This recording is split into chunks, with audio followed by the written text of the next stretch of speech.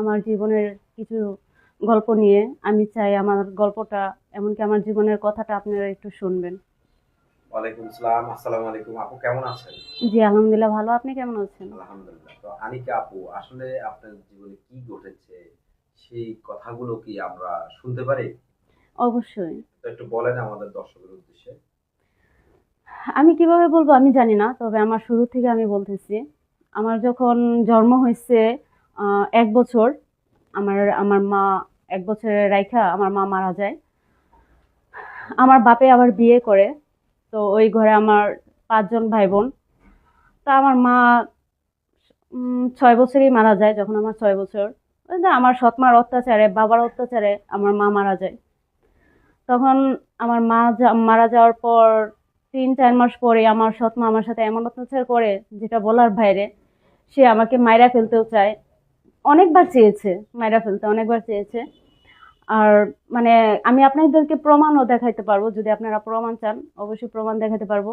আমার 2টা হাতে আমার সৎমা আমাকে মানে এমন ভাবে কাটছে ছোট থাকতে, যে বিশ্বাস করার মতো না যে একটা সৎমা একটা মেয়েরে এইভাবে হাত কাইটা দেয়। মানে চাইছিল আমার হাত কাইটা দিলে রক্ত কেটে যাবে, বা আমাকে মাইরা ফেলতে অনেকে চাইছে।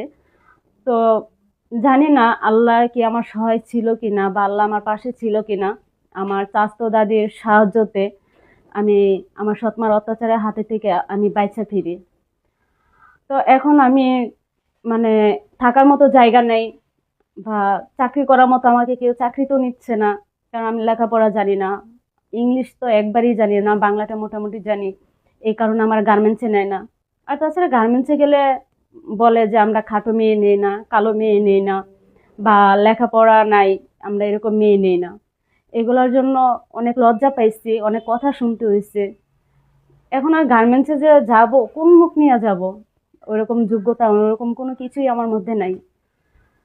আচ্ছা, তো এই যেমন আমরা একটি ভিডিওতে শুনেছি, যেটা বললেন আপনি, যে আপনার বাবা আপনাকে বিক্রি করে দিয়েছিল। আসলে এই বিষয়টা নিয়ে আমরা আরেকটু কথা শুনতে চাই। আসলে কেন এই যে ক- আমরা কখনো শুনিনি যে বাবা মেয়েকে বিক্রি করে দেয়। তো আপনারটা আসলে কিভাবে কি ঘটলো সেই কথাটা একটু ডিটেলস বলবেন।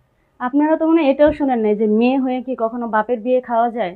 আমি অনেকে মেয়ে হয়েও বাপের বিয়ে খাইছি। যখন আমার সৎমার ঘরে 5 জন পোলাপান হয়, তখন সে তার সন্তান নিয়ে ব্যস্ত থাকে। আর আমার সৎমা আমার বাপের এই যে মানুষ বলে না কান পড়া বা কানে কুসংস্কার এগুলা দেয়, তখন আমার বাপেরই শিখায় দেয় যে আমাকে বিক্রি করে দেওয়ার জন্য তারা মোটা অঙ্কে টাকা পাবে। আমার সৎমার কথা শুনা আমার বাপে আমাকে বিক্রি করে দেয়, বা চেয়েছে, বিক্রি করতে পারে নাই। বিক্রি করতে চাইছে, কিন্তু বিক্রি করতে পারে নাই। আচ্ছা, কি মানে টাকার লোভে নিজের আদরের মেয়েকে, যেমন আমরা জানি যে বাবারা মেয়েকে অনেক বেশি আদর করে।